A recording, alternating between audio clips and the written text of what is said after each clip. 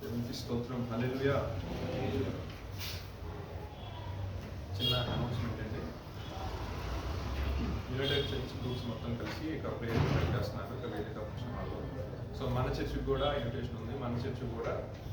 So ఈ church గ్రూప్లో party ఉంది కాబట్టి మనం కొన్ని నిమిషాలు వాక్యం మనం ధ్యానించి తర్వాత ఇక్కడ నుంచి బయలుదేరి మళ్ళీ అక్కడ ఫెలోషిప్కి వెళ్ళడం జరుగుతుంది ఉపవాసానికి. అక్కడ మళ్ళీ ప్రేయర్ ఉంటుంది, అదేవిధంగా మనకి నైట్ డిన్నర్ ఉంటుంది. సో ఎవ్రీ మంత్ కదా, ఎవ్రీ 2 months 3 weeks అలా గ్యాదర్ అవుతూ ఉంటాయి చర్చెస్ మొత్తం కలిపి. సో ఇప్పుడు దాకా అందుకని కొంచెం త్వరగా సాంగ్స్ పాడటం, అదేవిధంగా వర్షిప్, అదేవిధంగా వాకింగ్ కూడా 10-15 నిమిషాలు వాకింగ్ ధ్యానం చేసుకొని మన ప్లేస్కి వెళ్ళాల్సి ఉంటుంది. మన చర్చి కూడా ఇన్విటేషన్ వచ్చింది. మన చర్చి నుండి ఇంచుమించు 10 నుంచి 20 మందిని రమ్మన్నారు. సో ఎవరైతే మీరు రాగలుగుతారో దగ్గరే కాబట్టి ఇక్కడ జస్ట్ కమ్యూనిటీ హాల్ దగ్గర మనం వెళ్ళి అక్కడ ప్రాంతంలో మనం వాళ్ళ వాయిస్లో రెగ్యులర్ వాక్యం అక్కడ కూడా వాక్యం 4 సంఘాల నుంచి సాగులు వస్తారు, వాళ్ళ గురించి చూసినట్టు ఉంటుంది. సో మన చర్చి కూడా దాంట్లో పార్టీ కాబట్టి మనం కూడా ఒక రోజు అందరూ పిలవాల్సిన రోజు వస్తుంది. సో ముందుగా అసలు అక్కడ ఏం జరుగుతుంది ఏంటంటే మనకు అవగాహన వస్తుంది కాబట్టి మనందరం కూడా ఆ ఆహ్వానం మన్నించి మనందరం కలిసాము. చిన్న ప్రార్థన చేసుకొని ఈ రాత్రి కలిసిన కొన్ని నిమిషాలు క్లుప్తంగా 10 నిమిషాలు దేవుడు వాక్యం చేసుకొని 8 అక్కడ వెళ్ళాలి. సో ప్రార్థన చేసుకుంటున్నాను. ఇంకొకటి మన రేపు బల్లాల నుండి ఫస్ట్, అదేవిధంగా రేపు మార్నింగ్ సర్వీస్ వాగ్దాన సందేశం కూడుకుంటూ దైవజన్ ఫిలిప్ గారు చెప్తారు వాక్యం. సో మీరు అందరూ సిద్ధపడగలిగి ఆ వాగ్దాన విషయంలో కూడా మీరు ప్రార్థన చేసుకుంటారు. పరిశుద్ధ జీవాధిపతి జీవంగల మా తండ్రి, గొప్ప దైవమని గణనీయమైన శ్రేష్టమైన పరిశుద్ధమైన ఉన్నతమైన నామమునకు కృతజ్ఞతాస్తుతులు చెల్లిస్తున్నాం నాయన. ఇంతవరకు ప్రభా పాటల ద్వారా మీ నామం మహిమ తెలుసుకుని ఉన్నారు ప్రభా నా తండ్రి. కొన్ని నిమిషములు పరిశుద్ధ గ్రంథంలో మీరు మాకు అనుగ్రహించిన మాటలు ప్రభా అయా మరొక్కసారి ప్రభా అతని జ్ఞాపకం చేసుకోవడానికి ప్రభా ఇచ్చిన అవకాశం బట్టి సమయం బట్టి మీకు స్తోత్రాలు చెల్లిస్తున్నాం నాయన. ఆయన అతన్ని లేఖను పరిశోధించి ప్రభా పరీక్షించి ప్రభా దాంట్లో సత్యం మేము తెలుసుకుని ప్రభా మార్గం మీరు నడిచినట్లుగా సత్య స్వరూపమైన ఆత్మ సర్వ సత్యము నడిపిస్తున్నట్లుగా ప్రభాని ఆత్మ అధ్యక్షతను మీరు నడిపించడం ప్రార్థిస్తున్నాం ఆయన. అయా వింటున్న ప్రభా నా తండ్రి మాకు ప్రభా అయా గ్రహించగల ప్రభు మనస్సు వినగల చెవులు గ్రహించడం ప్రార్థిస్తున్నాం ఆయన. సంఘముతో ఆత్మ చెప్తున్న మాట చెవులు గల వారి వినులుగా కన్నట్లుగా ప్రభా నా తండ్రి అయా కొన్ని నిమిషం నన్ను మీరు మరుగుపరచండి ప్రభా. నీదైన శైలిలో నీదైన కోణంలో ప్రభా సంఘముకు కావలసిన ప్రభా మాటలు మీరు తెలియజేసి మా ఆత్మీయ జీవితాన్ని సరిచేయమని యేసుక్రీస్తు వారి పరిశుద్ధమైన నామములో అడిగి పెట్టుకుని ప్రార్థిస్తున్నాము తండ్రి, ఆమేన్. ఈ రాత్రికాల సమయం వరకు కొన్ని నిమిషములు క్లుప్తంగా కొన్ని మాటలు చెప్తానండి. యేసుప్రభు గారి సశరీరమైన దినాల్లో ఆయన ఒక మాట అన్నారు. ఏమంటే ప్రయాసపడే ప్రారంభం వచ్చిన సమస్త జనులారా నా యుద్ధకు రండి, నేను మీకు విశ్రాంతిని కలుగు చేస్తాను. తర్వాత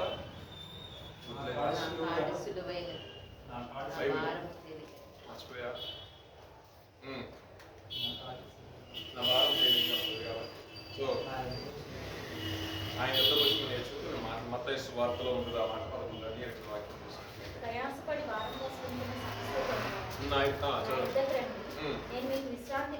చాలండి చాలు. ఈ మాటలు మనం రాత్రికాల సమయం కొన్ని నిమిషాలు ధ్యానించాలి. ఎవరు ప్రయాసపడుతున్నారు, ఎందుకని దేవుడు ఈ మాట సెలవిచ్చున్నాడు?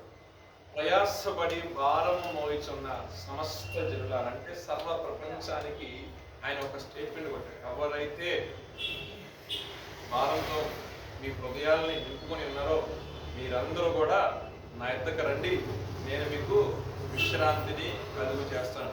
ఈ విశ్రాంతి అనే మాట అంటే ఆత్మలో నెమ్మది. ఈ పాయింట్ అర్థం చేసుకో, ఆత్మలో నెమ్మది. అంతేగాని నాకు ₹1 అప్పు ఉందంటే అది నాకు గుండె మీద భారంగా ఉంది, క్రీస్తు దగ్గరకు వస్తే ఆ ₹1 అప్పు తీరుస్తారంటే ఆయన భూ సంబంధమైన విషయం నుంచి మాట్లాడారు. భూ సంబంధమైన విషయం నుంచి మాట్లాడారు. ఆయన ఆత్మ సంబంధమైన విషయం నుంచి మాట్లాడుతున్నారు. అంటే శరీరానికి సంబంధించిన కొన్ని భారాలు ఉన్నాయి, ఆత్మకు సంబంధించిన కొన్ని భారాలు ఉన్నాయి. దీన్ని మీకు క్లియర్గా చెప్పాలంటే దావీదు 38వ కీర్తన రాస్తూ కొన్ని మాటలు చూద్దామండి. 38:3 చదివినట్లయితే, నీ కోపాగ్ని వలన ఆరోగ్యం నా శరీరం విడిచిపోయేను, నా పాపం బట్టి నా ఎముకలలో నా దోషము నా తల మీద పొర్లిపోయినవి, నేను మొయ్యలేని బరువు వల్ల అవి నా మీద మోపబడి ఉన్నవి. ఆయన ఏం బరువు మోస్తున్నాడండి? ఆయన రాజే కదా, మహారాజు, విజేత అన్ని విషయాల్లో. కానీ ఆయన ఏమంటున్నాడు, నా హృదయం మీద లేదంటే నా శరీరం మీద మోయలేని ఒక భారం ఉంది. మోయలేని ఒక భారం ఉంది. అది పైకి కనపట్ల, కానీ ఆయన ఒక భారాన్ని మోస్తున్నాడు. ఆయన ఇదివరకు ఉన్న సంతోషం ఆయనలో లేదు, ఇదివరకు ఉన్న ఆనందము ఆయనలో లేదు. కానీ ఏమి తక్కువైంది అంటే ఆయనలో దేవుని యొక్క కృప తక్కువైంది, ఆత్మీయ స్థితి తక్కువైంది. ప్రయాసపడి భారము సమస్యలు నా దగ్గర నేను మీకు విశ్రాంతి కలిగజేస్తానంటే ఆయన దేనిలో విశ్రాంతి ఇస్తారంటే ఆత్మలో విశ్రాంతిని కలిగజేస్తారు, ఆత్మలో నెమ్మదిని కలిగజేస్తారు. మనకి ఎంత ఉన్నా సరే ఆత్మలో నెమ్మది లేకపోతే అన్ని ఉన్నా సున్నాను. దావీదు ఎప్పుడైతే అక్కడ అధ్యాయం గురించి మీరు హిస్టరీగా ఏమన్నా మీరు కామెంటరీగా చూసినట్లయితే ఏం చెప్తారంటే దావీదు ఏదో ఒక పొరపాటు చేశాడు, దావీదు ఒక పాపం చేశాడు. ఈ పాపం అక్కడెక్కడ రాయబడలా, కానీ వెరీ సింపుల్ గా చెప్తే ఏం చెప్తారంటే బైబిల్ స్కాలర్స్ ఏం చెప్తారంటే ఎవరైతే ఉరియా భార్యతో తెచ్చి పెట్టుకున్నాడో అదే పాపంగా మార్చబడింది. కానీ ఆమె వచ్చిన తర్వాత ఆ దోషం ఆ పాపం జరిగిన తర్వాత ఆ సింహాసనం నుంచి ఆయన ఏం పడిపోలా. కానీ ఆయనలో ఏమి లోపించింది? ఆత్మలో నెమ్మది లోపించింది. అంటే పాపంలో ఎంటర్ అయిన తర్వాత భౌతికంగా మనం బాగానే ఉంటాం, కానీ ఆత్మీయంగా కృషించిపోతాం. అది మనం తెలియకుండానే ఏం చేస్తాం, మన ఆత్మనే కృంగుదలకి గురి చేస్తూ ఉంటుంది. సో ఒక్క పాపం అనే కాదు, కానీ ఆజ్ఞ అతిక్రమమే పాపం కింద రాసే పరిస్థితి గ్రంథంలో. ప్రార్థన చేయకపోవటమే ఒక పాపం అన్నారు. ఇక పాపం గురించి ప్రసంగం చేస్తే చాలా రకాల పాపాలు ఉన్నాయి, కానీ మనల్ని ఆత్మీయంగా ఎదనీయకుండా ఆత్మలో నెమ్మది లేకుండా చేస్తుంది ఏ భారం ఉందో ఆ భారం రాత్రికాల సమయం ప్రభు దగ్గర పెట్టి ఆ భారం నుండి మనం ఏం చేయాలి? విడుదల ఉంది. అయ్యా నీ విశ్రాంతి నాకు దయచేయవా అని దేవుడి దగ్గర ప్రార్థన చేస్తున్నాం. అయితే ఈ రాత్రికాల సమయంలో ఒకే ఒక వ్యక్తిని తీసుకునే ఎగ్జాంపుల్ ఎవరు? దావీదు గారు ఎప్పుడైతే ఆ మిస్టేక్ చేశారో తన కుటుంబంలో ఫస్ట్ నెమ్మది లేదు.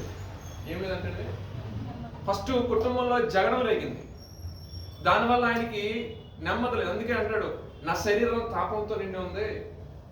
కింద వచ్చిన మనం చదువుకుంటూ వస్తే నేను సొమ్మసిల్లి బహుగా నలిగి ఉన్నాను, నా మనోవేదన బట్టి నేను కేకలు వేయుచున్న. దానిపైన చదువుకుంటే దినమెల్లా దుఃఖాక్రాంతుడున్నాయి సంచరించు, నేను శ్రమ చేత మిక్కిలి కృంగి ఉన్నాను అని అనుకుంటూ రాసుకుంటూ వస్తున్నాడు. కానీ సింహాసనమే ఉన్న వ్యక్తి వచ్చిన అందరికీ కూడా కావాల్సిన న్యాయం చేస్తున్నాడు, కానీ తనలో ఉన్న బాధను ఎవరు తీయలేకపోతారు. అది ఎందుకు వస్తుందో అర్థం కావట్లేదు. సో ఈ రకంగా ఆయన ఏడుస్తూ ఏడుస్తూ ఏడుస్తూ నా దోషం నేను ఒప్పుకుంటున్నాను లాస్ట్ లో మాట్లాడాడు 18వ వాక్యం. దానికి ఎందుకు ఆ మాట్లాడంటే ఈ కుంగుదా ఈ పాపం ఎంతో దేవుడి దగ్గర ప్రార్థన చేయడం అంటే మానలేదండి. దావీదులో గొప్ప విషయం ఏంటంటే దినమునకు ఆ ప్రార్థన స్తుతి ఎప్పటికీ ఆయన మానలా. ఈ ప్రార్థన స్తుతి ఉండడం వల్ల ఏం జరిగిందంటే దేవుడు అనుకున్నాడు, నేను అనుకోవటం ఏంటంటే సరే మిస్టేక్ ఏదో జరిగింది, తప్పు ఏదో జరిగిపోయింది, కానీ అంటే మనుషులు చూసే కోణం వేరు, ఎప్పుడంటే దేవుడు చూసే కోణం వేరు. మరి ఆయన ఏం ఆలోచించాడో ఈయన ఏదైతే దోషం చేస్తాడో ఈయన ఏదైతే పాపం చేసి ఉన్నాడో తనకు తెలియచేయడం కొరకు తన మాట వినే ఒక దైవజనుడిని ఎవరు చెప్తే వింటారో అతనితోనే దేవుడు ఆయన యొక్క సింహాసనం వద్దకు నడిపించినప్పుడు నాతన ప్రవక్తతో దేవుడు మాట్లాడేందుకు ఇక్కడ చూడాల్సిన విషయం ఏంటంటే దేవుడు తాను అభిషేకించిన వారిని విడిచిపెట్టేవాడు కాదు. దేవుడు మనం ఆశ్రయించిన తర్వాత, దేవుడు మనం దీవించిన తర్వాత ఏదైనా సాతాను ఒక తొందర వల్ల వయసు వరవడిలో ఏదైనా సరే పొరపాటు జరిగినప్పుడు నా ప్రభు నా కుమారుడు కాదు ఆ కుమార్తె గారిని తోసిపెట్టి, కానీ దేవుడు ఏం చేస్తాడంటే జస్ట్ కామ్ అవుతాడు. దాన్ని ఇంకా క్లియర్ అర్థం చెప్పాలంటే దేవుణ్ణి మనల్ని కనెక్ట్ చేసేదంటే హృదయమే. ఈ పాపం ఎప్పుడైతే మనల్ని ఎంటర్ అవుతుందో ఆయనకున్న సంబంధం కలిగిన ఈ హృదయం అనే ద్వారం ఏమైపోతుందంటే క్లోజ్ అయిపోతుంది. ఆయన అక్కడే ఉంటాడు, మన పక్కనే ఉంటాడు, మన నాశనం వైపుకి వెళ్ళినాడు. కానీ మన అవిధేయత వల్ల వచ్చిన పాపం ఏం చేస్తాం? ఫస్ట్ చేసే పని ఏంటంటే ఆ డోర్ క్లోజ్ చేసేస్తాం. దేవుడు మాట వినకుండా ఇక ఇప్పుడు స్టార్ట్ చేస్తే ఏంటంటే నువ్వు తప్పు చేసావు, నువ్వు ఇలా చేసావు, ఇక నీలో నెమ్మది లేకుండా చేస్తూ ఉంటుంది.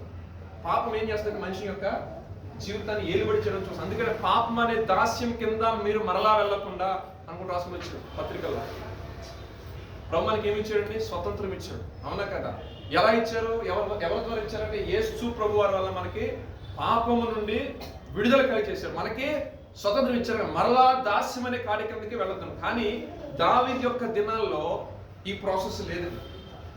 అంతా కూడా ధర్మశాస్త్రం కింద. ధర్మశాస్త్రం ప్రకారం మనం ఆలోచించినట్లయితే అక్కడ కొన్ని సెట్ ఆఫ్ ప్రిన్సిపల్స్ ఉన్నాయి. ఆ ప్రిన్సిపల్స్ ఏంటంటే ఎవడు పాపం చేసి వచ్చినా పాప పరిహారార్థ బలి అక్కడ అర్పించేసి మరలా తిరిగి పాపం చేసేయచ్చు. నిజమైన పశ్చాత్తాపము, నిజమైన మారు మనసు, నిజమైన పాపక్షమాపణ గట్టిగా చెప్పే విధానం అక్కడ లేదు. సో దాన్ని ఫుల్ఫిల్ చేయడానికి ఎవరు రావాలంటే సర్వం ఎరిగిన వాడు, దానికి పునాది వేసిన వాడు ఆయనే వచ్చే చెప్పాలి. కాబట్టి యేసు గారు దేవాతి దేవుడే మానవ రూపిగా భూమి మీద రావడం జరిగింది.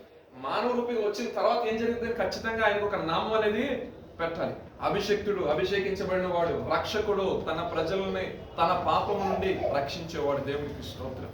లాస్ట్ వీక్ మన సర్వంలో లాస్ట్ టైం మనం విన్నాం ఏంటంటే, గొర్రెపిల్ల యొక్క రక్తంలో తమ వస్త్రంలో తెలుపు చేసుకున్న వారు అని చెప్పాడు. అంటే ఎవరైతే క్రీస్తు యేసు కిందకు వస్తారో, అంటే క్రీస్తు యేసు రక్తం కిందకు వస్తారో వాళ్ళందరే దేవుడు ఏం చేస్తారో సపరేట్ జనంగా పెడతాడు. పెట్టడం మాత్రమే కాదండి, గొర్రెపిల్ల యొక్క జీవ గ్రంథంలో ఎవరి పేరు లిఖించబడిందో వాళ్ళకి రెండో మరణం అనేది లేదు. రెండో మరణం ఏంటండి? నిత్య నరకాగ్ని. అది ఎవరి కోసం యాక్చువల్ నియమించింది? సాతాను వాళ్ళ అనుచరుల. కానీ కొంతమంది తమ అవిధేయత వల్ల ఏమైపోతున్నారంటే దాంట్లోకి వెళ్ళటానికి జోగుతున్నారట. ఆ జోగుతున్న వారిని సైతం వాళ్ళు లాగాలంటే దేవుని యొక్క ఏర్పాటులో నిన్ను నన్ను ఏర్పరచుకున్నాడు. దేవునికి స్తోత్రం. ఎందుకనంటే ఈ సువార్త సర్వ ప్రపంచానికి వ్యాప్తి చేయాలి కాబట్టి, ఈ సువార్త అన్ని చోట్లకి వెళ్ళాలి కాబట్టి దేవుడు తన అనాది సంకల్పం చొప్పున నిన్ను నన్ను ఏర్పాటు చేసుకున్నాడు. ఇది మనకు ఉద్దేశం కాదు, లేదా మన స్నేహితుడు పిలిచామని రాలేదు. ప్రభు మన హృదయాన్ని మార్చాడు కాబట్టి, మనల్ని ఆయన ఆకర్షించాడు కాబట్టి మనం ఆయన యొద్దకు, ఇది ఆయన యొక్క సంకల్పం, ఆయన యొక్క ఏర్పాటే కానీ మన గొప్పతనం ఏమీ లేదు. సో దావీదు గారు తన యొక్క జీవితంలో అంతా బాగానే ఉంది, కానీ తన కృంగదీసే సమస్యలు, తనకి ఈ సమస్యకు విడుదల ఇచ్చేవారు ఎవరో లేరు. అందుకే దేవుడి దగ్గర ప్రార్థన చేస్తుంది, అయ్యా నా యొక్క భారం ఏ విధంగా నాకు దినమల్లా నాకు దుఃఖము మనోవేదన కలిగజేస్తుంది. ఇంకా ఇన్ డీటెయిల్ గా శర్మలోకి వెళ్తే ఏమంటారంటే ఆయన యొక్క గాయములు అంటే దుర్వాసన కొడుతున్నాయి. అసలు ఆయన గాయమే అవ్వలో, అంటే ఆయన యొక్క పాపం ఆ విధంగా ఆయన్ని కొరంగ తీసేస్తుంది. ఇప్పుడు ఈ పాపం ప్లేస్ లో మీరు ఏది పెట్టుకున్నా సరే, నీ హృదయం మీద ఏది నేను భారంగా చూస్తుందో అది ఒక పాపంగా పరిగణించి రాత్రికాల సమయం అందు దేవుని యొక్క కృప నుండి నేను ఏది దూరంగా చేస్తుందో, దేవుని యొక్క నెమ్మది నుండి నేను ఏది దీన్ని దూరంగా చేస్తుందో ఈ రాత్రికాల సమయం దాన్ని గమనించు. విరిగిన హృదయంతో దేవుని యొక్క మనం ప్రార్థన చేసి కేకవేయాలి. ఇక్కడ చూసిన శర్మలు మొత్తంగా మీరు అర్థం చేసుకుంటే దావీదు ఏం చేశాడు? మోకరించి కన్నీటితో ప్రార్థన చేస్తున్నాడు. స్టేజ్ మీద ప్రార్థన కాదండి, ఇది మోకాళ్ళ మీద ప్రార్థన. మోకాళ్ళ మీద ఉండి ఏం చేస్తానంటే, ప్రభువా నీ కోపోద్రేకం చేత నన్ను దయచేసి గద్దించు. ఎందుకు వచ్చింది ఆయన కోపం అంటే, అరే తప్పు చేస్తే చేసావు అని ఆయన సంబంధించాల. ఆయన దృష్టిలో కుమారుడు తప్పు చేసి ఎవరు తప్పు చేసినా ఆయన నీతిగా న్యాయాధిపతి కాబట్టి ఆ తప్పు కాదు శిక్ష అనేది రావాలి. అది దావీదు నోటి నుంచే పలకబడింది. సరే దాని వరకు ఓకే. ఇప్పుడు అక్కడ ఏం జరిగింది? ఆమెతో కాకుండా ఆమె యొక్క భర్తనే చంపేసి తర్వాత అబద్ధం. అంటే ధర్మశాస్త్రంలో ఏవైతే ఉన్నాయో ఆ పదార్థాలు ఏం చేశాడు ఆయన? ఆటోమేటిక్ గా మొత్తాన్ని ఏం చేశాడు? మీరాడు, అబద్ధం ఆడాడు, వ్యభిచరించాడు, దొంగిలాడు, ఇంకా నరహత్య చేశాడు. చేయించాడు లేదా? ఉయ్యం చంపించాడు లేదా? అంటే పాపం వెంబడే పాపడు, చైన్స్ ఆఫ్ సిన్స్ అనమాట. ఏంటంటే ఒకదాని తర్వాత ఒక్కదాని కొరకు ఏమైపోయింది? అసలు ఇదంతా ఎందుకు వచ్చింది? ఏర్పరచుకున్నవాడు, యుద్ధంలో ఉండాల్సిన వాడు యుద్ధానికి ఎలా పడాలో వచ్చే ప్రాబ్లం. మీకు అర్థమైందా? ప్రార్థనా వీరుడిగా, ప్రార్థనా పరురాలుగా నీ దేవుడు ఏర్పరచుకున్నప్పుడు ఆ యొక్క ప్లేస్ లో నువ్వు లేకపోతే వచ్చే శోధన ఈ విధంగా ఉంటుంది. దయచేసి గమనించారు. కొంచెం రోజు చెప్పిన దేవుడు ఒకవేళ నన్ను కన్నా పరిచయం పిలిచినప్పుడు ఆ పరిచయం చేయకుండా నిర్లక్ష్యం చేస్తుంది. దానివల్ల వెనకాల స్టార్ట్ అవుతాయి. ఏమవుతాయి? పాపాలు అనేది ఏదో ఒక రకం సాధనగా జ్వరపడతాడు. ఫర్ ఎగ్జాంపుల్ మనం ఒక ప్రార్థనా వీరుడుగా దేవుడిని ఏర్పరచుకుని దేవుని పరిచయం ఒక పనితో నియమించుకున్నప్పుడు ఆ పని చేయకుండా నేను తిరుగుతానన్నప్పుడు దావీదులాగా మన జీవితాలు నాశనం వెళ్ళిపోవడానికి చాలా ఛాన్సెస్ ఉన్నాయి. దీన్ని ఈ రకంగా మనం అర్థం చేసుకోవచ్చు. అవునంటారు కదా? అవునా కదా? మిమ్మల్ని దేవుడు ఒక ప్రార్థన యోధుడిగా పెట్టి అనేక మంది కొరకు ప్రార్థించే వ్యక్తి, నువ్వు ప్రార్థన బట్టి అనేక మంది రక్షించాలనుకున్నప్పుడు నువ్వు ప్రార్థన చేయకుండా నువ్వు మామూలుగా ఉన్నప్పుడు ఆడికి ఎవరు దొరుకుతావు? చక్కగా ఎవరు దొరుకుతావు? అపవాదిగా చేయడం దొరుకుతావు. దేవుని ఒక పని కోసం నియమించినప్పుడు ఆ పనిలో నువ్వు బిజీ అయిపోవాలి. ఎప్పుడైతే నువ్వు ఫ్రీ ఉంటావో అపవాదులు తనకు ఆలోచన స్టార్ట్ చేస్తాడు. దాంట్లో ఏం చేస్తాడు? ఇలా చెయ్యి, ఇలాగెళ్ళు. ఈయన సాయంకాలం వేళ నగర ఎట్టుందో చూద్దామని వెళ్ళారంటే ఎవరో దావీదు. అలా ఎలా పట్టే కాదు, బయలు పాపంలో పడింది. సో ఇది ఒక్క సీన్ అని చెప్పడం కాదు, కానీ ఏదైతే తన యొక్క జీవిత కాలంలో ఎక్కడైతే మిస్టేక్లు జరిగినాయో అవన్నీ కూడా క్లియర్ రాలేక ఒక పాపం గురించి గట్టిగా రాశాడు. ఆ పాపం ఏం చేసిందంటే దేవుడి నుండి అతన్ని దూరం చేసింది. తను ఏం చేశాడంటే విరిగిన నలిగిన హృదయంతో ఆయన ఏం చేశాడో ప్రార్థన చేసి 51 క్రితం మంచి చదువుతూ ఉంటాం కదా, అక్కడ ప్రార్థన చేసి ఇంకో మాట మంచి 18వ వాక్యం ఒకసారి చదవండి. అయితే ఈయన చేసిన దాన్ని బట్టి, ఈయన చేసిన బలహీనమైన కార్యం బట్టి నమ్మకమైన స్నేహితులు కూడా అరే దావీదు అంటాడు అనుకో, దావీదు ఇటువంటి పని చేశాడా అని స్నేహితులు కూడా కొంచెం ఏం చేశారు, దూరం పెట్టారు. ఇక్కడ స్నేహితులు అన్న మాట కాడ స్నేహితులు అన్న మాట తీసేస్తే దేవుని పెట్టండి. అక్కడ దేవుడు కూడా పాపాన్ని అసహించుకుంటాడు, పాపిని కాదు. ఆయన కడగకపోతే ఇంకెవరు అడుగుతారు? రోగికే కానీ ఆరోగ్యవంతుడికి వైద్యులు అవసరం లేదు. హాస్పిటల్లో గాయాలు తేలినప్పుడు గాయాలను అసహించుకుంటాడు డాక్టర్, కానీ వచ్చిన రోగిని కాదు, అవునంటారు కదా. సో థింగ్ ఏంటంటే ప్రభు ఏంటంటే ఆయన కూడా కొంచెం కామ్ అయిపోతుంది సిచ్యువేషన్. మనం కూడా ఆత్మీయంగా ఎదుగుతున్నాము అని మన యొక్క భ్రమలు మనం వెళ్తున్నాం. నిజంగా ఆత్మీయంగా ఎదుగుతున్నామా? నిజంగా దేవుడు చెప్పిన పని నిజంగా చేస్తున్నాం? ఆయన అనుకున్నాడు సింహాసనం ఉంది, స్నేహితులు ఉన్నారు, సైన్యం ఉంది, వాళ్ళు ఇలా యుద్ధం చేస్తున్నారు కదా అనుకున్నాడు ఆయన, అంతే. కానీ ఏమైపోయింది? తెలియకుండానే సులువు వచ్చేసింది పాపం. మనం ప్రార్థన చేస్తున్నాం, వాక్యం చదువుతున్నాం కదా అంటే పాపం అంటే ఇందాక చెప్పిన విధంగా పాపం అంటే ఏదో కాదు. మనం మనస్సు కొన్ని లోక సంబంధమైన ఆశల వైపు లాగుకుని కూడా సరే, అది కూడా ఒక రకమైన పాపం. దేవుడు సమస్తం ఇస్తాడు, ఇట్స్ ఫర్ షూర్. నేను వచ్చేటప్పుడు కూడా బండి వస్తాను ఒకటి ఆలోచించి, దేవుని పెట్టలేన వాళ్ళు కేవలం నేను సాఫ్ట్వేర్ ఫీల్డ్లోనే ఉండాలని ఆలోచన పడి చేయమాకండి దయచేసి. మీ తోడు స్నేహితులు ఒక మాట చెప్తాను, నేను ప్రైవేట్ సెక్టర్లో సిస్టంలోకి వెళ్ళండి, చాలా బాగుంది. అందరి వరకు ఈ సిస్టంలో ఉన్నాను. సిస్టంలో అంటే గవర్నమెంట్ జాబ్స్ ఎవరు ట్రై చేయట్లా, గవర్నమెంట్ జాబ్స్లో మీరు ట్రై చేయండి, మీరు దాంట్లోకి వెళ్ళండి. దేవుడు ఖచ్చితంగా మన పట్ల సహాయం చేస్తాడు.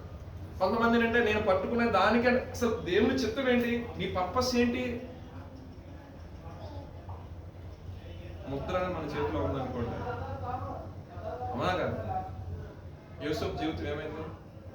యూసుఫ్ ఆమోన్స్ లెటర్ మీద స్టాంప్ కొట్టాడంటే 100% అది వెళ్ళిపోవాలి.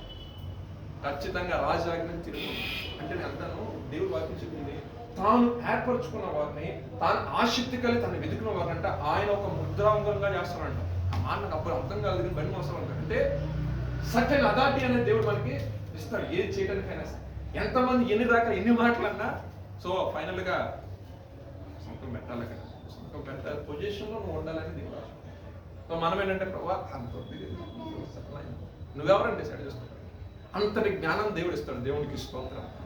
అంటే నేనేం చెప్తానంటే ఈ లోక సంబంధంగా ఆలోచించామనుకోండి, ఈ లోకంలో ఉన్న పాపమే మన మీద వేయబడింది. ఇక్కడ సార్లు ఇది చదువుకున్నాను కాదు, ఎప్పుడైతే ఆత్మలో వర్ధిల్లుతూ ఆయన యొక్క విశ్రాంతి పొందుకున్నప్పుడు ఆయన యొక్క ఉద్దేశాలను పరిపూర్ణంగా నువ్వు గ్రహిస్తావు. నీ ద్వారా ఇంకా అనేకమైన అద్భుతాలు కార్యాలు దేవుడు జరిగిస్తాడు. చూసిన చిన్న మాట ముగిస్తాను. యోధ తన యొక్క జీవితంలో యేసుప్రభు గారిని అప్పచెప్పిన తర్వాత ఆయన తిరిగి రాలేదు దేవుడి దగ్గరికి, తిరిగి వచ్చినా క్షమించబడేవాడే. కానీ యేసుప్రభు గారు పునరుద్ధరణ లేచి ఆయన వెళ్ళిపోయిన తర్వాత పేతురు కూడా కొంచెం అటు ఇటుగా ఉన్నాడు. పరిచయం చేద్దామా లేదని చెప్పి అందరూ పిలిచి ఏం చేశాడు, వెళ్ళిపోయాడు ఎక్కడికి. కానీ దేవుడు వచ్చినప్పుడు వెంటనే పశ్చాత్తాపడిపోయి ఆయన పడిపోయి, ప్రభా తప్పైపోయిందయ్యా క్షమించండి, క్షమాపణ కోరుకున్న దాన్ని బట్టి దేవుడు తన యొక్క ఆత్మీయ స్థితిని ఏం చేశాడు, మరలా రెస్టోర్ చేశాడు. అవునా కదా? అది వరకు ఏదైతే ఆయనతో ఉన్నప్పుడు ఏదైతే ఆత్మీయంగా ఉన్నాడో తన కృపలో వర్ధిల్లేటట్టు అనేక మందికి పండగ సంఘంగా ఫస్ట్ మెసేజ్ ఆయనే ఇవ్వటం జరిగింది. అదే ఒక విషయం, యోధ కూడా తిరిగి వచ్చినట్లయితే ఖచ్చితంగా చనిపోయేవాడు కాదు.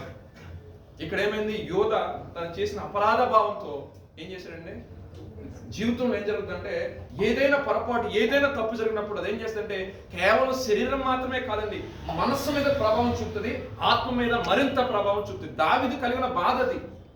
అయ్యా నా శరీరం మీద కాదు, అది నా మనస్సు మీద అపరాధ భావం కలగజేస్తుంది, నా ఆత్మ మీద కూడా అది రేపు పరిశుద్ధమైన బాధ మనం చేయలేకపోతున్నాం. ఏదైనా అపరాధ భావంగా ఉన్నట్లయితే నీ తోటి స్నేహితులు దూషించిన విషయంలో కావచ్చు, నీ తోటి సహోదరుల విషయంలో కావచ్చు, ఎవరైనా నీ గురించి ప్రార్థన చేయమని నేను అడిగినప్పుడు అయ్యా మా కోసం ప్రార్థన చేయనప్పుడు ఆ ప్రార్థన చేయకుండా మొండి వైఖరితో వదిలేసిన జీవితంలో కావచ్చు, లేదా దేవుని యొక్క చిత్తంలో దేవుడు ఇచ్చిన ఏర్పాటుకు దూరంగా జీవిస్తూ పాపాన్ని ఎంకరేజ్ చేసుకునే వ్యక్తిగా ఉన్నట్లయితే చెట్టుగా దావీదు ఎప్పుడు అనుకోలేదని తను జ్వరపడుతుంది. ఇవాళ ప్రకటిస్తున్న నా విషయంలో కూడా ప్రకటించడం నెక్స్ట్ సార్ ఉంటానంటే ఆ సమయంలో వారికి ఏంటంటే నేను ఆ సమయం అని మనం ఈ రోజు శాంతగా సమయంకి వచ్చాం. ఎందుకంటే దేవుడి సమయం దేవుడు వాక్యం నేర్చుకోవాలి. దేవుడు మనతో మాట్లాడతాడు. ఈ రాత్రికాల సమయం మందు ప్రభు మనతో మాట్లాడంటే విరిగి నలిగిన హృదయంతో మనము కేక వేయాలి. అది ఏ రకమైన పాపభారమైనా సరే యేసు ప్రభు వారి దగ్గరకు వచ్చినప్పుడు ఆయన ఏం చేస్తాడంటే దానికి మనలోని దాన్ని తీసివేసి మనకేం చేస్తాడు? విశ్రాంతిని, కృపలో నెమ్మది. విశ్రాంతి అంటే నెమ్మది. దేనికి నెమ్మది? ఆత్మకు నెమ్మది. లక్షల కోట్లు ఉన్నవాడికి నెమ్మది ఉండదండి, కానీ క్రీస్తుని కలిగి కూడా కొలిగి కొంచెమైనా సరే వాడికి నెమ్మది ఉంటుంది. ఎందుకంటే పునాదులు గల పట్టణము ఎక్కడ ఉందండి? ఆ రాజు రాబోతున్నాడు. మనకు ఒక నిరీక్షణ ఉంది, ఆయన రాబోతున్నాడు. మనం ఆయనతో పాటు యుగ యుగాలు వాక్యాన్ని సవిరంగా అర్థం చేసుకున్నాడు. అందుకే వాక్యం బాగా వాళ్ళు అర్థం చేసుకున్నారు కాబట్టి అపోస్తుల యొక్క పాదాల దగ్గరికి వచ్చి కానుకలు పెట్టేశారు. నా ఫస్ట్ టైం నాకు అర్థం కాల. అంటే పిల్ల విశ్వాసం ఉంటుంది చూసారా, ఒక టైప్ ఆఫ్ విశ్వాసం ఉంటుంది. స్టార్టింగ్ లెవెల్ ఆఫ్ విశ్వాసంలో ఉన్నప్పుడు ఏంటి అసలు చలచర ఆస్తులు మొత్తం కూర్చిపెట్టారన్న ప్రభు పాదాల దగ్గర నాకు అర్థం కాలేదు. తర్వాత మనం కొంచెం అంటే కదా, ఇప్పుడు పాలతో మీరు ఉన్నారు, ఇప్పుడు కాస్త మీరు మాంసం తినాలి అంటే కొంచెం బలంగా ఉండాలి అంటే ఆత్మీయ ఆ స్టేజ్ ఆ లెవెల్కి వచ్చేసరికి అర్థమవుతుంది ఏంటంటే చాలా ఆస్తులు అన్ని చూస్తూ అపోస్తుల పాల దగ్గర పెట్టారంటే ప్రభు తన యొక్క రాజ్య వ్యాప్తి కొరకు, అదే విధంగా ప్రభు తన కార్యాలు వెనువెంటనే జరిగిస్తున్న దాన్ని బట్టి ఎవరైతే ఈ ప్రజలు చూస్తున్నారో తమ చాలా ఆస్తులు కూడా చూసిపెట్టారు. ఎందుకంటే ఆయన ఉన్నవాడు, ఆయన అడుగువాడే ఉన్నాడు కాబట్టి ఏ చదువు లేని ఎన్నిక లేని జనాంగం ద్వారా దేవుడు ఏం చేస్తున్నాడు? భూమి ఆకాశము సైతం కూడా తలకిందులేదు. అంటే వాళ్ళ మాటనే దేవుడు శాసనంగా మార్చాడు. ఆయన నోటి నుండి సెలవిచ్చిన మాటే స్వస్థతకు కారణం అయిపోతుంది. ఈయన తప్పితే వేరే దేవుడు లేడు. మనం ప్రకటించిన దాన్ని బట్టి వాళ్ళందరికీ అపోస్తుల పాదాల దగ్గర పెట్టిన దాన్ని బట్టి ప్రభు వాక్యం సెలవిస్తుంది. ఎంతైతే కోల్పోతారో అంతకంత ఒక దైవజనుడు చెప్పిన క్లోజ్ చేస్తాడు. రాత్రి రాస్తున్నాడు దిస్ హేవెల్స్ ఎప్పుడున్నారా? దిస్ హేవెల్స్ జీవ చరిత్ర ఎప్పుడు చదవాలి? దిస్ హేవెల్స్ ఆ బుక్స్ ఏముంటే తమ్ముడు ఒక 20 బుక్స్ పట్టుకురా మనవాళ్ళు. సో ఆయన విజ్ఞాపన వీరుడని ఆయన పేరు. ఆయన జాబ్ చేస్తున్నప్పుడు బొగ్గు కర్మాగారంలో పనిచేశాడు. ఆయన దేవుడు అంటే నామకర్త క్రైస్తవమే, అప్పుడంతా ఏం లేదు. తర్వాత ఏం చేశాడు? అమెరికా వెళ్ళాడు డబ్బు సంపాదించుకుందామని. అమెరికా వెళ్ళి డబ్బు బాగా సంపాదించాడు. సంపాదించిన తర్వాత అంతా బాగానే ఉంది కానీ భయంకరమైన అనారోగ్యం కలిగింది. అనారోగ్యం కలిగిన తర్వాత ఒక స్నేహితుడు కలిసి అంతా బాగానే ఉంది కానీ నువ్వు రక్షణ తీసుకుంటే నాకు చాలా ఆనందం ఉండేది కానీ నన్ను దూరం వెళ్ళిపో. స్నేహితుడు కొంతకాలం ట్రావెల్ చేశాడు. నేను త్వరగా క్లోజ్ చేసి మనం వేరే చోటుకి వెళ్ళాలి కదా. సో తన స్నేహితుడితో ఉన్నప్పుడు తన స్నేహితుడిని విడిచి తన స్వగ్రామం రావాల్సిన టైంలో తన స్నేహితుడు మిక్కిలి దుఃఖంతో బాధపడుతున్నాడు. ఏంటంటే ఇక్కడికి వచ్చావు నా సంతోషమే, నువ్వు వెళ్తున్నావు నా సంతోషమే, కానీ నాకు ఒక దుఃఖాన్ని కలిగేస్తుంది. ఎందుకంటే నువ్వు రక్షణ తీసుకోలేదు కదా. నువ్వు రక్షణ తీసుకున్నట్టయితే నువ్వు ఎక్కడ నాకు సంతోషం ఉండేది. నేనైతే దేవుడు రాజ్యానికి వెళ్తాను, కనుక నా మంచి స్నేహితుడివి నువ్వు రక్షణ తీసుకోలేదు కాబట్టి నాకు చాలా బాధ ఉందని దుఃఖపడిన అప్పుడు ఆయనకు అర్థం కాలేదంట. ఆయనకి రియలైజేషన్ వచ్చి దేవుడు ఒక రోజు ప్రార్థన చేస్తూ ఉంటే ఎందుకు అనిపిస్తున్నావు? దైవజన్ చెప్పిన వాక్యం ప్రకారం ఆయన రియలైజేషన్ వచ్చి జ్ఞాపకం చేసుకున్నప్పుడు ఒక మంచి సేవకుడి దగ్గర బాప్తిసం తీసుకున్నాడు. బాప్తిసం తీసుకున్న తర్వాత దేవుడు మోకరించడం స్టార్ట్ చేశాడు, ప్రార్థన చేయడం స్టార్ట్ చేశాడు. దేవుడు అన్నాడంటే నువ్వు సంపాదించి మొత్తం కూడా సేవ ఖర్చు పెట్టాడు. దేవుడికి స్తోత్రం. ఆయన పరిచర్య ఎప్పటికేం స్టార్ట్ చేయాల. నువ్వు ఎవరైతే నిన్ను వచ్చి అడుగుతారో అందరికి ఇచ్చానండి దేవుడు. అయ్యా నేను ఎక్కడికో వెళ్ళిపోయి అమెరికా వెళ్ళిపోయి $100 డాలర్లు సంపాదించుకొని చక్కగా నేను మంచిగా నా జీవితకాలం అంతా కూడా చక్కగా సంతోషం ఉందన్నప్పుడు నువ్వేంటే ఖర్చు పెట్టమంటే నువ్వు ఖర్చు పెట్టానంట. జీరో అయిపోయింది, బ్యాలెన్స్ ఏం లేదు. లాస్ట్ టైం కూడా ఒక మాట చెప్పాను, భార్య భర్తలు మ్యారేజ్ అయిన ఒక వెళ్ళలేదు. భార్య భర్తల దగ్గర కూడా కూర్చొని ప్రభు సౌత్ ఆఫ్రికా వెళ్ళమన్నాడు. ట్రైన్ టికెట్లు కూడా డబ్బులు మనుషులు అడిగితే మనుషులు ఏదో కూడా అనుకుంటారు. సో అందుకోసమని దేవుడి దగ్గర పెట్టడం ప్రార్థన ప్రభు అంటే వెళ్ళి టికెట్ ఉంచాను లైన్ క్యూ ప్రకారం. ఆయన లైన్లో వెళ్ళి టికెట్లు ఎవరు వచ్చి ఇచ్చారు. తన యొక్క జీవితంలో లాస్ట్ వచ్చేసరికి మొత్తం పెట్టేసిన దగ్గర ఏం జీరో అయిపోయాడు కదా. ప్రభు రోజు అన్నాడు ఇప్పటి నుంచి ఏం చేస్తామంటే ఎక్కడ నుంచి ఖర్చు పెట్టద్దాను. అప్పుడు దాకా మినిస్ట్రీకి అన్నిటికి ఖర్చు పెట్టిన తర్వాత ప్రభు అన్న మాట అంటే ఎక్కడ నుంచి ఖర్చు పెట్టద్దాను. తన మ్యారేజ్ అయిపోయి ఒక సర్టెన్ టైం వచ్చిన ప్రభు అన్నాడు కానుకలు ఎవరో లేనప్పుడు ఏదో కవర్ వచ్చింది డెవలపర్ పట్టుకుని ఇచ్చేవాడు. ఏం చెప్పాలంటే ఒక ఆ రోజుల్లోనే గొప్ప ధనవంతుడు ఆయన. దేవుని కొరకు జీరో అయిపోయాడు. అయ్యా ఇది కూడా ఇచ్చేస్తే లాస్ట్ పౌండ్ అయినా చేతిలో ఉందంటే ఇచ్చేసాడు దేవుడు. చేసిన తర్వాత దేవుడు స్టార్ట్ చేసిన ఆశించు దేవుడికి స్తోత్రం. ఈ రోజు మిమ్మల్ని నిమ్మని చెప్పట్లా, అతి విలువైంది. అంటే తన యొక్క జీవితకాలం అంతా కూడా తన అమర వయసు సంపాదన మొత్తం కూడా దేవుని కొరకు కలిగిపోయిన పనులని చెప్పేసి కలిపెట్టేసాడు, మొత్తం ఇచ్చేసాడు. దాని మూలంగా ఏంటంటే కొన్ని ఆత్మలను ఆయన సంపాదించాడు. వీళ్ళు ఎప్పుడు సంపాదించారో ఆయన కూర్చొని ప్రకటిస్తున్నప్పుడు ఆయన ఎక్కడికెళ్ళంటే అక్కడ కవర్లు వస్తూనే ఉన్నాడు. హిట్లర్ ఆ టైంలో ఏం చేశారంటే యూదులను అందరూ ఓచుకోత కోసాడు. కొంతమంది ఏం చేశారంటే తమ తల్లిదండ్రులు ఒక్కొక్కరిని లేపి గోడ పక్కన ఇసురు కొట్టేశాడు. ఇసురు కొట్టిన కొంత పిల్లలు అందరూ పడతా ఉంటే ప్రభు అంట వాళ్ళందరూ తీసుకొచ్చి పోషించాలంట. ఈయన దగ్గర చేతులు ఒక్క రూపాయి పెళ్ళలేదు. అయ్యా ఒక్క రూపాయి పిల్ల కూడా లేని ఎలా వాళ్ళని పోషించాలని అడిగాడంట ఆయన.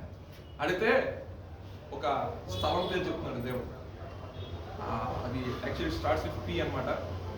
పెద్దగీసి ఏదంటే ఇది అసలు ఉందా లేదా అని చెప్పేసి అడిగితే ఆ ప్లేస్ ఏదైతే ఉందో చాలా పెద్ద ఎస్టేట్ అనమాట. అప్పుడే బ్యానర్ పెట్టారంట. ఈయన దగ్గర రూపాయి పెట్టలేదు. ప్రభు అంటారంట అది నీకు ఇవ్వబోతున్నాను, నువ్వు ఇవ్వబోతున్నాను బాగా చెప్తున్నావయ్యా, నేను అక్కడికి వెళ్తే అక్కడ రూపాయి పెడతలేదని వెళ్ళి చెప్పు, నేను ఆ టైం నేను అరేంజ్ చేస్తానంట. వెళ్ళేసరికి సర్లే నేను తీసుకుంటాను వాళ్ళకంటే ముందని చెప్పేసి వచ్చి మళ్ళీ ప్రార్థన చేస్తామన్నాడు. ఎవరైతే ఆయన ద్వారా రక్షించబడి ఎవరైతే సువార్త విన్నారో వీళ్ళందరూ కూడా ఆయన కవర్లు పంపించడం స్టార్ట్ చేశారు. అనుకోని విధంగా 3 రెట్ల మాస్తున్నాడు. మరి ఈయనే ప్రార్థన చేశారు. గవర్నమెంట్ ఏం చేసి తీసుకునేసరికి వాళ్ళు ఎవరైతే అటు సైడ్ యూత్లు ఎంతమంది అయితే ఉన్నారు అందుకంటాడు కదా, బయలుకు మొక్కకుండా ఏర్పాటు చేయకుండా ఒక జనాంగాన్ని ఆల్రెడీ దాచిపెట్టారు సర్టెన్ పీపుల్. సో ఆ టైంలో కొంతమంది యూదుల్ని ఆయన రక్షించడానికి వాళ్ళకి నివాసాలను ఏర్పరచడానికి రిస్హేవిల్స్ అనే వ్యక్తిని, ఒక సాధారణ యవనస్తుడు బొగ్గు గనులో పనిచేసే వ్యక్తి, అటువంటి వ్యక్తిని 1,00,000 పౌండ్లు దేవుడు అంటే 1,00,000 పౌండ్లు టార్గెట్ నీకు వచ్చేదని చెప్పాడు. అంత మాత్రమే కాకుండా గొప్ప బైబుల్ యూనివర్సిటీ స్టార్ట్ చేశాడు. అదే ఎందుకని మాటలు చెప్తుందంటే దేవుడు మనల్ని ఒక పర్పస్ కోసం పిలుచుకున్నప్పుడు మనము మన హృదయం చెప్తుంది ప్రార్థన ఎక్కువ చేయటం వల్ల దేవుని యొక్క చిత్తం ఏంటో మనము తెలుసుకోగలుగుతాం. దావీదు ఈ ప్రార్థన చేయటం వల్ల తనలో ఏదో పాపం వెంబడిస్తుంది, నన్ను ఆత్మీయంగా కృంగ చేస్తుంది, నెమ్మది లేకుండా పోతుందని ఐడెంటిఫై చేసుకోగలిగాడు. ఎప్పుడైతే దాన్ని తీసివేసుకున్నాడో సౌలుతో ఫైటింగ్ వచ్చినా సరే ఏమైందంటే దేవుడు గొప్ప చేయండి ఇచ్చేసి. అంటే మనలో దాగి ఉన్నది ఏదో మనకు తెలియదు, కానీ నువ్వు ప్రార్థనలో కనిపెట్టి ఆయన ఉన్నప్పుడు దాగి ఉన్న పాపం మీద బయటకు వస్తుంది. దేవుని చిత్తం ఏంటో తెలుసుకుంటావు. దేవుని చిత్తం నువ్వు చేయటం ప్రారంభించినప్పుడే నీ జీవితంలో కూడా దేవుడు కార్యాలు చేయడానికి ముందుకు వస్తాడు. దేవునికి స్తోత్రం. నా జీవితంలో ఇంకా స్టార్ట్ అవ్వలేదు అంటే నువ్వేం చేసావు దేవుడి గురించి అడుగుతాడు ఆయన. చూస్తాను ఆ పర్పస్ ఏంటి. నేను హైదరాబాద్ వచ్చినప్పుడు వాస్తవం చెప్పాలంటే నేను ఒకటే కోరుకున్నాను, ప్రభా నాకు కొంచెం ఎక్కడైనా నీ కృపను బట్టి చిన్న ఉద్యోగం ఇవ్వు. అదేవిధంగా రేపొద్దు నేను వాక్యం చెప్పేటప్పుడు నీకే లేదు కదా నువ్వు వాక్యం చెప్తావు అన్న మాట ఉందయ్యా, ఒక చిన్న జాబ్ ఇవ్వు. ఎందుకంటే మనలాంటి అవనర్స్ని ఏమంటారంటే అన్న నువ్వు అంత చదువుకున్నావు, నీకు చెప్పేది ఏం లేదు కాబట్టి వాక్యం చెప్తున్నావు. నేను ప్రభా మంచి శాలరీ ఎర్న్ చేయాలి, ఒకవేళ నీ చిత్తమే నువ్వు పిలుచుకుంటే పరిచయకు వస్తా, లేదు కాదు నువ్వు కంటిన్యూ అవుతూనే సువార్త పరిచయం చేయాలంటే అపోస్తలుడైన పౌలులాగా డరలు కొట్టుకుంటూ ఆయన ఏదైనా సువార్త పఠించాడో నాతో నేను జాబ్ చేసుకుంటానే సరే ఏదైతే సంఘం చూపిస్తే సంఘంలో వాక్య ప్రకటన చేస్తాను. ఎందుకంటే నన్ను పిలిచిన వాడు నాకేం తక్కువ చేయలేదు. సో నాకు తక్కువ చేయలేదు, నా దరిద్ర స్థితిలో నన్ను దేవుడు లేవనెత్తాడు కాబట్టి మీ పట్ల కృప చూపుటూ కూడా నమ్మదగిన ఒక సాక్షి నాకు ఉండలేదు ప్రభు అని ప్రభు అడిగిన దాన్ని బట్టి దేవుడు మహాత్మను బట్టి ఈ రకంగా మీ మధ్య సువార్త ప్రకటించడం దేవుడు నాకు అవకాశం ఇచ్చాడు. సో మీ యొక్క జీవితంలో కూడా ఏదైతే కమిట్మెంట్ చేసుకున్నారో దేవుడితో అది కొనసాగించడానికి, అదే విధంగా ప్రభుతో ఏదైతే అప్పుడు ఇచ్చుంటావు ఎప్పుడు ఒక మాట ఇచ్చుంటావు ఖచ్చితంగా గుర్తు తెచ్చుకోడు. రాత్రి రాత్రి కూర్చొని విరిగిన హృదయంతో ప్రభు మోకాళ్ళ మీద పడి ప్రభుని అడగండి, అయ్యా నువ్వు ఎక్కడైనా దేవుడికి ఏమైనా మాట ఇచ్చినట్లయితే ఆ మాట ఒకసారి జ్ఞాపకం చేసుకుని, అయ్యా నేను పలానా టైంలో పలానా మాట ఇచ్చాను, కానీ ఇప్పుడున్న పరిస్థితులను బట్టి నేను కొంచెం పక్కకెళ్ళాను, మళ్ళీ నేను ట్రాక్లోకి వస్తాను, నాకు సహాయం దయచేయి ప్రభు అని అడిగినట్లయితే లాస్ట్ 18, 20, 22 వచనాల్లో ఆయనంట తన దోషం ఏంటి తనకు అనుకున్నాడంట, విరిగినది మనసుకు ప్రార్థన చేశాడంట, నా దేవుడు నన్ను విమోచించాడు, నువ్వు తప్పితే నాకు విమోచించేవారు ఎవరు లేరన్నప్పుడు దాని లాస్ట్ కంక్లూడ్ చేస్తాడు ఏంటంటే నీ ద్వారా నాకు క్షమాపణ ప్రభు నన్ను ఒక్కసారి జ్ఞాపకం చేసుకున్నప్పుడు దేవుడు దావీదుని జ్ఞాపకం చేసుకున్నాడు, దావీదులో ఉన్న దోషాలు కొట్టివేశాడు, నా హృదయాన్ని సాడాడు. దేవుడికి స్తోత్ర. పడిపోయిన దావీదు యొక్క గోడారాన్ని దేవుడు మరలా కట్టించే రీతిగా పడిపోయిన మన ఆత్మీయ స్థితి మన ప్రభు మరలా మనం కట్టించును గాక. ప్రార్థన చేసుకుందామని మనం బయలుదేరాం. పరిశుద్ధరాజ్య వాళ్ళు పట్టించుగా మా తండ్రి గొప్ప దైవం, కొన్ని మాటలు ప్రభా నా తండ్రి ధ్యానించుకోవడానికి ఇచ్చిన అవకాశం బట్టి మీకు స్తోత్రాలు చెల్లిస్తున్నాం ఆయన. అయా నా తండ్రి ఎంతో కష్టంగా అంశం అయినా సరే ప్రభు ఒక వ్యక్తి మీకు జ్ఞాపకం చేస్తున్నాం ప్రభు. అయా నా తండ్రి దావీదు నిజంగానే పొరపాటు ప్రభు తన జీవితంలో జరిగినప్పుడు నెమ్మది లేకుండా పోయింది ప్రభా, అయా సంతోషం లేకుండా పోయింది ప్రభా, అయా నా తండ్రి పైకి ప్రభా అయా ఉంటున్నప్పటికీ కూడా అయా ఆత్మలో ప్రభా నా తండ్రి తీవ్రమైన కలత ప్రభా, మానసికంగా ప్రభా నా తండ్రి ఎంతో కృంగిపోయాడు ప్రభా. కానీ ప్రభా తన యొక్క కృంగుదలను చూసి ప్రభా తనను ఏ రకంగానే సరే అయ్యో నా చిత్తానుసారం నా కుమారుడిగా నేను అభిషేకించిన వ్యక్తి కదా అని ప్రభా తన మీద దోషాన్ని తీసేయడం కొరకు ప్రభా నీ సేవకును కనుగొని ప్రభా ఆ సేవకు ఎవరు చెప్తే వింటారో వారి ద్వారా మీరు చెప్పించి తనని మరలా నీ వైపు తిప్పుకొని తన దోషాన్ని తీసివేసి నీ హృదయానుసారం మీరు మార్చుకున్న రీతిగా ఈ రాత్రికాల సమయమందు ప్రభా నీ యొక్క వాక్యం ఇంట్లోకి వచ్చిన వారితో మీరు మాట్లాడండి. ప్రయాసపడి భారమో సమస్య జీవన నా దగ్గర నేను మీకు విశ్రాంతిని కలిగజేస్తున్నాను ప్రభా. ఆయా ఆత్మలో నెమ్మది ప్రభా, విశ్రాంతిగా ప్రభా, నెమ్మది లేకుండా ప్రభా ఆయా మానసికమైన ఒత్తిడి చేత, కుటుంబ సమస్యల చేత, అనారోగ్య సమస్యల చేత, ఏదైనా ప్రభా నా తండ్రి ఆయా లోటు చేత బాధపడుతున్నట్లయితే ఈ రాత్రికాల సమయం ముందు ప్రభా వారిని మీరు దృష్టించండి, వారికి నెమ్మది కలిగించేయండి ప్రభా, వారికి మీరు జ్ఞాపకం చేయండి, చిత్తమును వారికి ప్రభా తెలియచేయండి ప్రభా. అయా మాకే మేము ప్రభా బౌండరీస్ గీసుకుని ప్రభా, మాకే మేము ప్రభా అయా నా తండ్రి ప్రభా, అయా నా తండ్రి బిల్లు గీసుకుని అక్కడ ఉన్నామేమో, కానీ అయా నా తండ్రి మమ్మల్ని అయా నా ఎక్కలేనంత ఎత్తైన కొండపైకి ఎక్కించే దేవుడు నీవు మాత్రమే ప్రభా. నీ ఉద్దేశమును నీ చిత్తము మేము గ్రహించినట్లు నీ ఆత్మాభిషేకంతో నీకు నడిపించండి ప్రభా. ఆనాడు రిసీవర్స్ విషయంలో ప్రభా గొప్ప ప్రార్థనాపరుడుగా మార్చబడిన దాన్ని బట్టి అనేక మంది యూదుల్ని, అనేకమైన ఆత్మల్ని అయా గొప్ప బైబిల్ యూనివర్సిటీని ప్రభా నా తండ్రి ఏర్పాటు ప్రభా అయా చేయించారు ప్రభా. నీకు స్తోత్రము ప్రభా. అయా ఒక సామాన్యమైన యవనస్తుడు ప్రభా, అయా ఎన్నికలేని వ్యక్తి ప్రభా, అయా గొప్పదైన ప్రభా జనాంగముగా అయా నా తండ్రి గొప్పదైన వ్యక్తిగా మీరు మార్చి ఉన్నారు ప్రభా. నా ప్రియ తండ్రి రాత్రికాల సమయం ముందు ప్రభా మాతోటి యవనస్తులు ప్రభా, నేను ఏ పాటి వాడినయ్యా, నేను అటువంటి వ్యక్తిగా కాగలని ఎవరైనా అనుకున్నట్లయితే ప్రభా వారితో ప్రభా మీరు మాట్లాడబోతున్న విధానం బట్టి నీకు స్తోత్రం ప్రభా. గొప్పదైన ప్రార్థన వీరులు ప్రభా, ప్రార్థనా పరులు ఈ సంఘంలో లేచుదురు కాక నా తండ్రి, గొప్ప పరిచారకులు, గొప్ప సువార్థికులు ప్రభా ఈ యొక్క సంఘము లేచుడు కాక ప్రభా, ఉన్నతమైన స్థాయిలో నీ బిడ్డలో ఉందురు కాక నా తండ్రి. ప్రతి విషయంలో అడ్డంకున్న ప్రతి ఒక్క ప్రభా నా తండ్రి బంధం యేసునామమున బ్రద్దలము కాక నా తండ్రి. పాపము చేత ఏమైనా హృదయం ప్రభా అయా హృదయపు ద్వారం మూసుకుపోయినట్లయితే ద్వారం మీద నీ రాత్రిగా మీరు తడుతున్నారు ప్రభా నా తండ్రి. వాళ్ళ హృదయాలు తెరవబడినట్లుగా అది ప్రభా పాపం చేత మరల ఎప్పుడు కూడా ప్రభా ఎన్నడూ కూడా ముయ్యబడుకున్నట్లు మీరే మీ పరిశుద్ధ ఆత్మను ప్రభా కంచిగా ఉంచి, రక్తమును కాపుతూ ఉంచి పరిశుద్ధ పరిచిపెట్టి నడిపిస్తున్నామని అయా మరి ముఖ్యంగా మరొక ప్రదేశం వెళ్తుండగా ప్రభా మార్గాల్లో మీరు మాకు తోడుగా ఉండండి ప్రభా. మీరే సహాయం దయచేస్తున్నామని యేసుక్రీస్తు పరిశుద్ధమైన నామములో వేడుకొని ప్రార్థిస్తున్నాము తండ్రి. అవకాశం దైవజనులకు